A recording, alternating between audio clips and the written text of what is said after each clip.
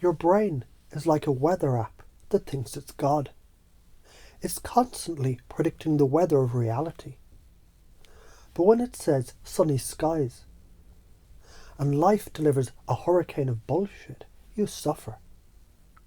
Not because the storm hates you, but because you believe the app instead of looking out the window.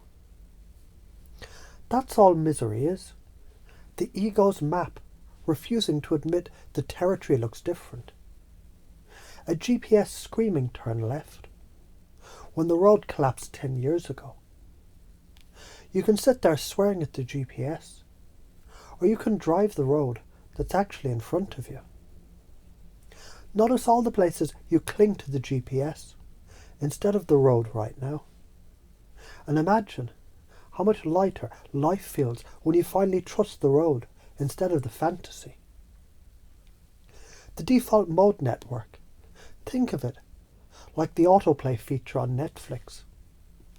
You finish one episode of Me, Myself and My Story, and before you even blink, the next episode plays. Remember how you screwed up in high school? Followed by, what if your boss secretly hates you? Meditation is like finding the remote. Psychedelics, they don't just pause it, they delete the whole app. Suddenly you see, there was never a TV in the room at all, just awareness.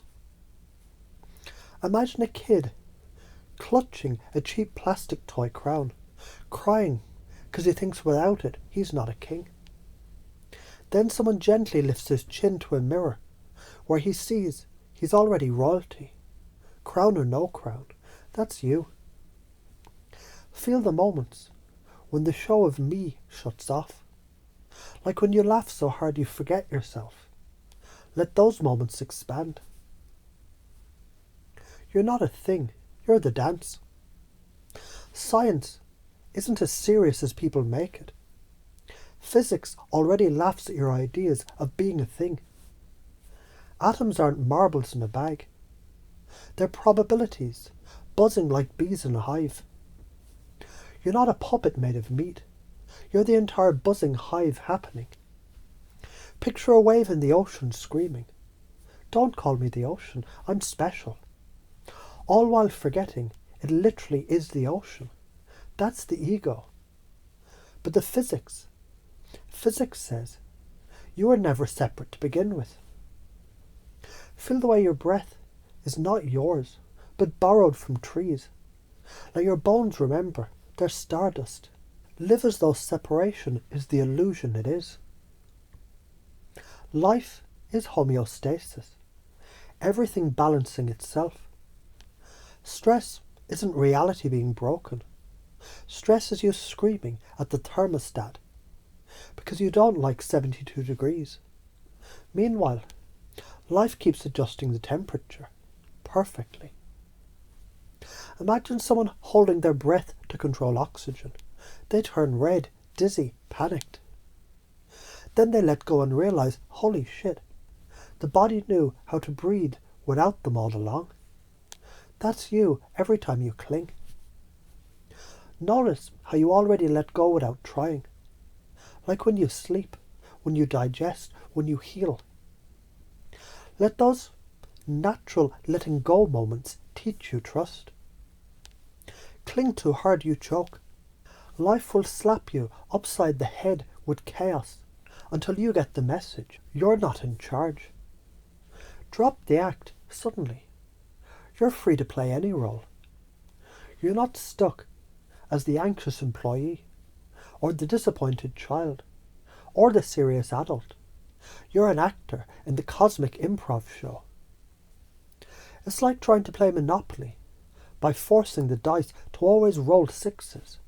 You break the game. But when you let the dice roll, suddenly, it's fun again. You already do it. When you laugh at a joke, you forget you for a moment. That's no self. When you fall asleep, you let go of control and trust the body. That's surrender. When you get lost in music, you stop being me thinking and become rhythm. That's wholeness. You already do it. Every day. You just don't notice. So zoom out. You're the universe folding itself into a human story. Physics says there's no separate things, only relationships. Psychology says your suffering comes from clinging to the story of me.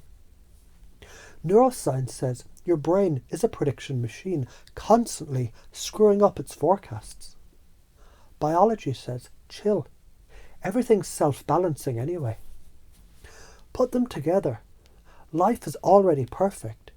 You just forgot, because you keep arguing with the map instead of walking the terrain. So why does it matter? If you do this, if you live as freedom instead of clinging, you breathe easier. You stop wasting decades rewatching reruns of your trauma. You become playful, light, creative, alive. If you don't, well, picture dragging a coffin behind you while screaming at clouds. That's clinging, that's control, that's hell. When the brain gets confused, when its old maps don't line up with the territory, it softens. That's the opening. That's hypnosis. That's how belief systems break and reform. So right now, as you're juggling metaphors of waves, weather apps, TVs, and thermostats, your old map is glitching. Good, let it, because in that gap, new wiring happens. Listen, life doesn't give a shit about your ego's script. It's going to do what it does.